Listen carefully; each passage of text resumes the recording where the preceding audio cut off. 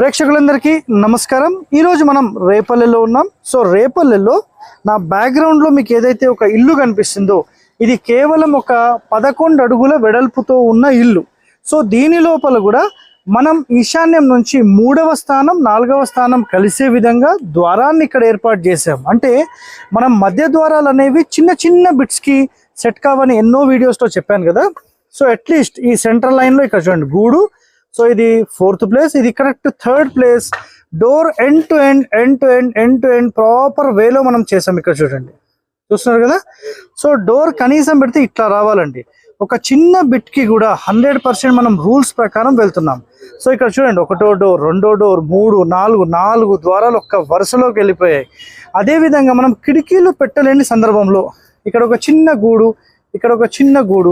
So ఈ ద్వారాలన్నీ కూడా ఒక్క అలైన్మెంట్లో వచ్చాయా లేదా ఈ దారాలతో పాటు మనం చెక్ చేస్తున్నాం.